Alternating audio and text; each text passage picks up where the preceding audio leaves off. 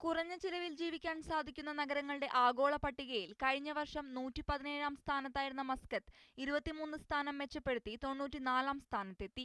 ദുബൈയും അബുദാബിയുമാണ് ജീവിതച്ചെലവ് കൂടിയ GCC നഗരങ്ങൾ. പ്രവാസികളുടെ ജീവിതച്ചെലവുകളിൽ വർധനവുണ്ടായെങ്കിലും GCCയിൽ കുറഞ്ഞ ചെലവിൽ ജീവിക്കാൻ സാധിക്കുന്ന മൂന്നാമത്തെ നഗരം മസ്കത്താണെന്നും സർവേ പറയുന്നു. 103-ാം സ്ഥാനത്തുള്ള കുവൈറ്റ് സിറ്റിയും 121-ാം സ്ഥാനത്തുള്ള ജിദ്ദയുമാണ് മസ്കത്തിന് തൊട്ടുപിന്നിലുള്ളത്. മധ്യപൗരസ്ത്യ മേഖലയിൽ GCC നഗരങ്ങളിലെ ജീവിതം പ്രവാസികളുടെ ജീവിതച്ചെലവ് ഉയർത്തുന്നതാണെന്നും സർവേ റിപ്പോർട്ടിൽ ചൂണ്ടിക്കാണിക്കുന്നു. കുവൈത്ത് ഒഴികെയുള്ള മറ്റ് GCC രാഷ്ട്രങ്ങളിലെ കറൻസികളുടെ മൂല്യം അമേരിക്കൻ ഡോളർ അടിസ്ഥാനമാക്കിയാണ് നിർണ്ണയിക്കുന്നത്.